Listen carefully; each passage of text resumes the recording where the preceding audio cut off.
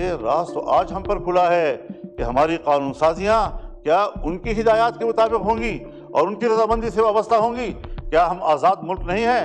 اور اگر آزاد نہیں ہیں تو کہہ دیا جائے کہ ہم واقعتاً غلام ہیں، پھر ہم جانیں اور غلامی جانیں کس طرح پاکستان پر آپ غلامی مسلط کرتے ہیں۔ اگر امریکہ کے کانگریس میں یا وہاں کے کسی ایوان میں ایک ممبر قرارداد پیش کرتا ہے اور وہ قرارداد یا عمران خان کی رہائی کے لیے ہے یا پی ٹی آئی کے حق میں جاتا ہے، تو آپ یہاں قرارداد پاس کرتے ہیں کہ امریکہ کو پاکستان کے داخلی معاملات میں دخل دینے کا حق حاصل نہیں ہے۔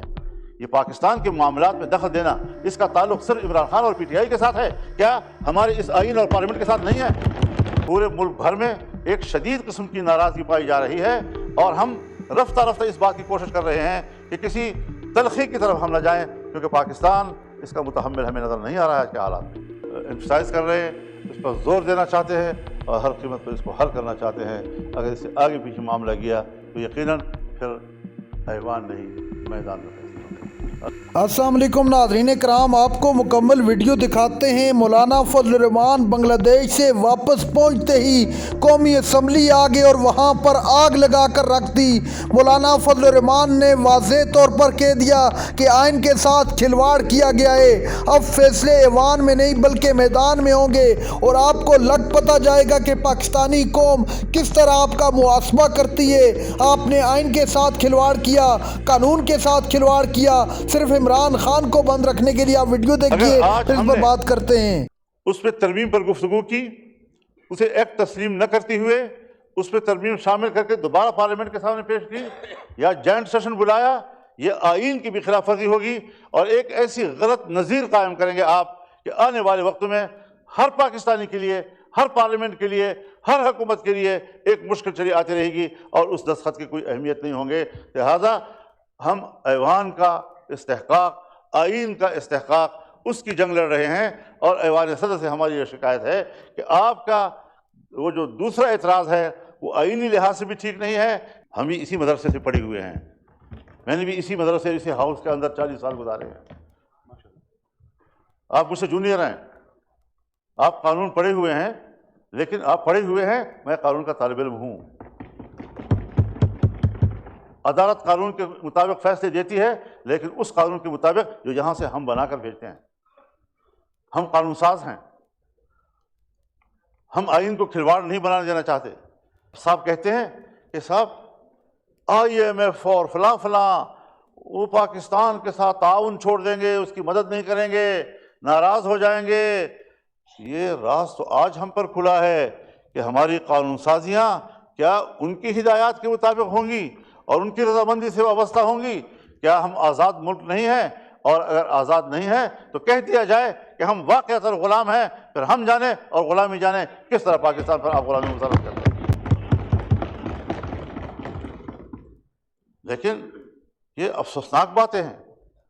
اگر امریکہ کے کانگریس میں یا وہاں کے کسی ایوان میں ایک ممبر قرارداد پیش کرتا ہے اور وہ قرارداد یا عمران خان کی رہائی کے لیے ہے یا پی ٹی آئی کے حق میں جاتا ہے، تو آپ یہاں قرارداد پاس کرتے ہیں کہ امریکہ کو پاکستان کے داخلی معاملات میں دخل دینے کا حق حاصل نہیں ہے۔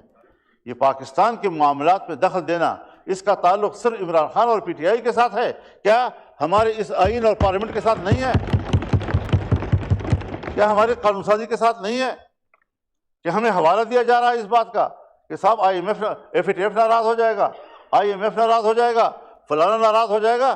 یہ تعویلات کیسے ہم قبول کریں گے اور یہ کیسے ہمارے لیے دلیل بنیں گی؟ اس حوالے سے پورے ملک بھر میں ایک شدید قسم کی ناراضگی پائی جا رہی ہے اور ہم رفتہ رفتہ اس بات کی کوشش کر رہے ہیں کہ کسی تلخی کی طرف ہم نہ جائیں، کیونکہ پاکستان اس کا متحمل ہمیں نظر نہیں آ رہا ہے کہ حالات میں۔ دینی جماعتیں آپ سے تعاون کر رہی ہیں، یہ 2001 نہیں ہے، یہ 9/11 کا سال نہیں ہے، یہ اس کے بعد کوئی 4 یا 5 سالوں کا مسئلہ نہیں ہے۔ دینی مدارس نے 23-24 سال ثابت کر دکھایا ہے کہ ہم پاکستان کے ساتھ کھڑے ہیں، ہم آئین کے ساتھ کھڑے ہیں، ہم جمہوریت کے ساتھ کھڑے ہیں، ہم قانون کے ساتھ کھڑے ہیں۔ پھر ان کا امتحان کس بات میں لیا جا رہا ہے؟ تو پھر صاف ظاہر ہے کہ ہمیں تکلیف ہے اس بات سے کہ ملک میں مذہب کی تعلیم کیوں ہے، اس کے لیے مختلف ادارے کیوں ہیں، قرآن و حدیث اور فقہ پڑھانے کے لیے ہم نے مدارس کیوں قائم کیے ہیں؟ یہ بات تو پھر آج کی نہیں ہے کہ 26ویں ترمیم پر 1 مہینے سے زیادہ ڈیبیٹ ہوتی رہی اور بالآخر ہم ایک اتفاق رائے پر پہنچے 56 کلازز پر مشتمل پہلا ابتدائی ڈرافٹ، جس پر مذاکرات کے نتیجے میں حکومت 34 شقوں سے دستبردار ہوئی، 22 شقوں پر وہ آیا اور پھر ہم نے اس میں 5 ترامیم پیش کی جو 27 شقوں کی شکل اختیار کر گیا۔ یہ سب اس کے لیے میں خود کراچی بھی گیا ہوں، بلاول ہاؤس بھی گیا ہوں، 5 گھنٹے ہم نے وہاں مذاکرات کیے ہیں، یہی 3 مدارس کا بل وہاں ڈسکس ہوا ہے۔ اگلے روز ہم لاہور آئے ہیں اور میاں نواز شریف صاحب کے گھر پہ 5 گھنٹے ہم بیٹھے رہے ہیں، اس حوالے سے تفصیلی گفتگو ہوتی رہی ہے، ایک اتفاق رائے پایا گیا اور وہاں سے آ کر میں نے اپنے پی ٹی آئی کے دوستوں کو اعتماد میں لیا کہ یہ ہے ساری صورتحال اور یہ ہم وہاں سے کر کے آئے۔ ہم نے پارلیمنٹ کے ایک ممبر کو بھی اس تمام پیش رفت سے غافل نہیں رکھا، لا تعلق نہیں رکھا، بے خبر نہیں رکھا۔ پارلیمنٹ کی عزت کرو خدا کے لیے۔ کم از کم میرے تو تحفظات ہیں اس الیکشن پہ، کم از کم اس اپوزیشن پہ، پی ٹی آئی کے تو اعتراضات ہیں۔ حکومت تو اپنے آپ کو صحیح حقیقی منتخب نمائندہ سمجھتی ہے اپنے آپ کو،